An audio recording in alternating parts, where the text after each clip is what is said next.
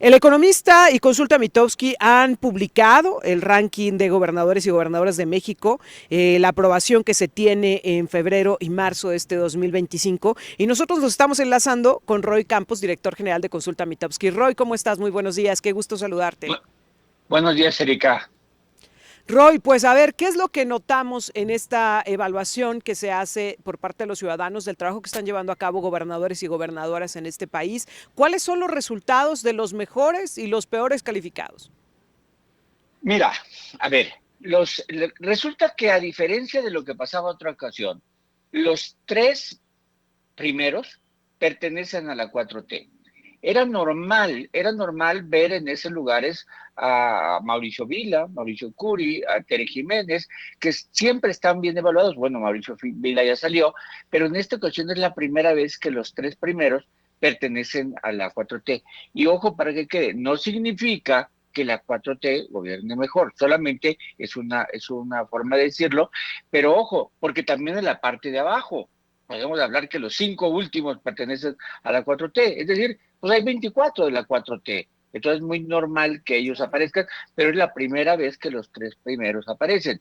En el 1 está la gobernadora de Quintana Roo, que por tercer mes consecutivo una mujer aparece en primer lugar.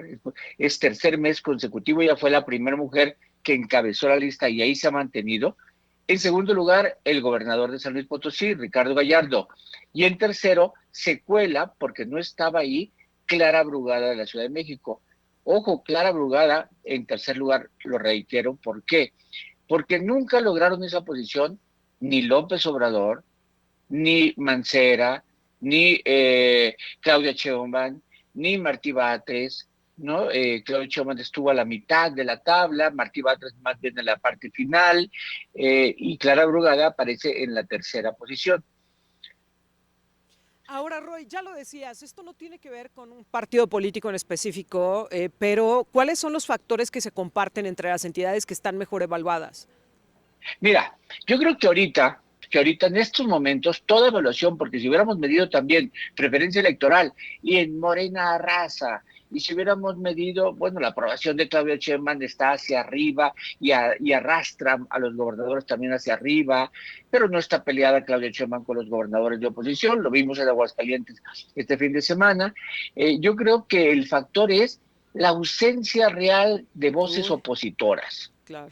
O sea, ¿no? Y eso hace también que los de 4T estén bien, pero bueno, vemos en el 4 lugar a Tere Jiménez, en el 5 a Mauricio Curi y en el 6 a Livia Denise García. Es decir, también la oposición está viendo evaluada. ¿Qué factores?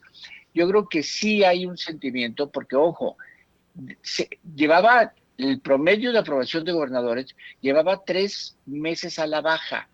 Este es el primer mes después de 3 a la baja en donde recupera algo el promedio de los gobernadores. Y eso que no ha mejorado la seguridad realmente, no ha mejorado la salud. Entonces, Claro. ¿por qué la aprobación de gobernadores sube igual que subió el de Claudia Sheinbaum? Yo creo que hay un sentimiento hoy de, voy a llamarle entre comillas, no me estás viendo, pero estoy poniendo entre comillas, de unidad alrededor de los mandatarios, de la presidenta primero y después de los gobernadores. ¿Por qué? Porque hay un enemigo común hacia todos que se llama Donald Trump, que Claro. es el que está generando incertidumbre económica, y esa incertidumbre creo que vemos en este momento en las autoridades cierto nivel de esperanza de que nos cuiden o nos apoyen. Ahora, en ese sentido, tú bien lo dices, la presidenta de México, Claudia Sheinbaum, de acuerdo a las mediciones que lleva a cabo con Sulamitovsky, ha tenido muy altos niveles de aprobación. Lo vemos ahora con el tema de los gobernadores. Sin embargo, la aprobación de los gobiernos estatales ha subido, ha bajado, se ha mantenido. ¿Qué es lo que podemos observar? A ver, si nos vemos en el mediano plazo ha bajado. De hecho, a pesar de que sube en esta ocasión, el promedio no alcanza ni siquiera el 50%, se queda abajo del 49, Oh, 48,8. Es decir, no es que estén bien aprobados. Cuando estaban hasta en el 52%, estaban en noviembre, y hoy están abajo del 49. Es decir, en el mediano plazo no les ha ido bien. En el corto plazo el mes de marzo tuvo un incremento en promedio de medio punto y la mayoría de ellos creció. Bien, pero como dices tú, no es parejo tampoco, porque hay estados donde la aprobación apenas supera el 40%, como Tabasco, Zacatecas o Guerrero, y hay otros que están 10 puntos o 15 puntos adelante, como el caso de Quintana Roo, San Luis o Ciudad de México. Es decir, no es parejo como los vemos en toda la ciudad. ¿Y de qué Claro. depende que los vean más altos y más bajos? Yo diría que es la variable inseguridad, ¿no? Simplemente veamos que en los últimos lugares están estados como Guerrero, Zacatecas o Tabasco, Uf. no, están en los últimos lugares. O Claudio Sheinbaum, fíjate nada más, en el mes de marzo, su penúltimo lugar de aprobación se llamó Sinaloa y el último se llamó Jalisco en el mes del Rancho Izaguirre. Es decir, yo creo que la inseguridad es la que a final de cuentas te puede arrastrar hacia abajo. Y como que se está teniendo temporadas en este momento de crisis, porque por ejemplo, al principio era el norte, después se fue al Bajío y ahora estas crisis de inseguridad están en el sur. Esto también es lo que está haciendo estas variables, ¿no? Sí, sí, yo que, mira, la variable inseguridad, porque además, como bien dices, no sabemos ni por dónde va a saltar la liebre, Ujú. o sea, no sabemos, ¿no? Tabasco antes no era un foco, ¿no? El foco estaba más en Chiapas con el asunto, cuando hablábamos del sur, veíamos Chiapas por el asunto de San Cristóbal y los motonetos, algo así, y de repente se volvió con Tabasco, con la barredora, y luego aparece el rancho en Jalisco, y luego se voltean a la frontera en Tamaulipas, es decir, no hay un lugar que esté exento de la inseguridad, pero aparecen públicamente y se generan. Sí es por rachas, pero no es ningún lugar está exento. Todo el país está igual, pero los gobernadores a veces, entre que comunican o resuelven de manera distinta, Claro. son evaluados.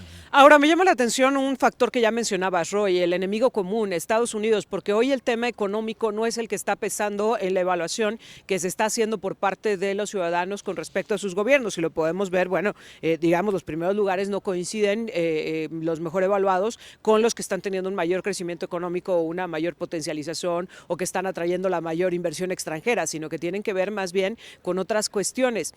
¿Tiene que ver con eso, con que la justificación hoy para todo lo económico se ha convertido Donald Trump?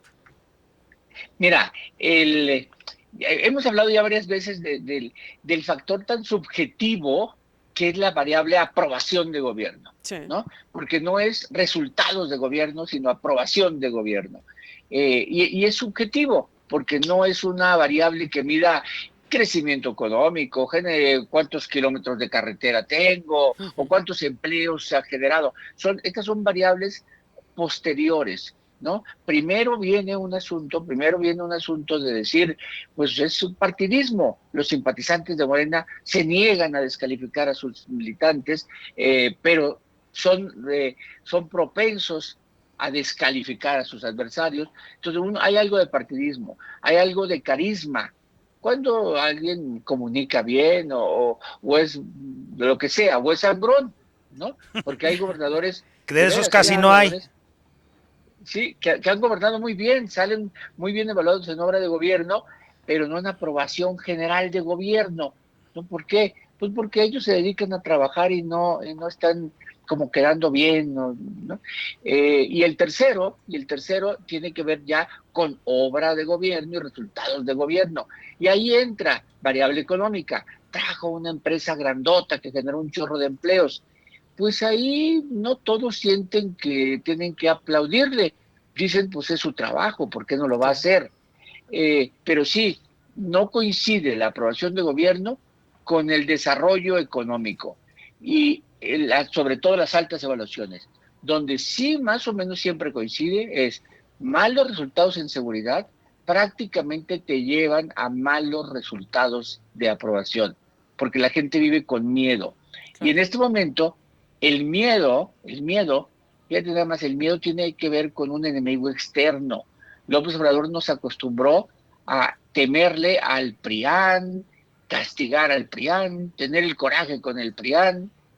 Era un enemigo interno, ¿no? Aquí no. Claudio Sheinbaum no está en ese plan. Claudia Sheinbaum está en el plan de que el enemigo es externo. Claro. Ahora, las acciones que ha emprendido la presidenta de México, porque se ha marcado, Roy, una cierta línea, ¿no? A diferencia de Andrés Manuel López Obrador en estas operaciones en contra de los grupos delictivos, de las cabezas de los cárteles en este país, las extradiciones ni más ni menos a Estados Unidos. ¿Esto le ha valido un cierto respaldo popular de la ciudadanía de decir, mira, sí está actuando? Mira, yo creo que sí, yo creo que sí, pero es una impresión. Primero, ¿ha hecho cosas distintas? Sí, sí ha hecho cosas distintas.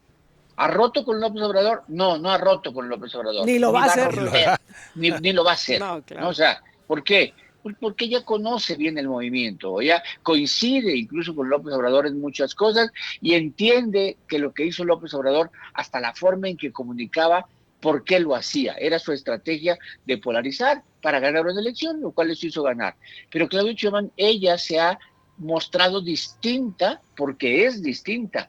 Desde que llegó el primer día de gobierno, fue a Acapulco a hablar con deudos, luego fue a Brasil, la semana pasada fue a Honduras, López Obrador no salía.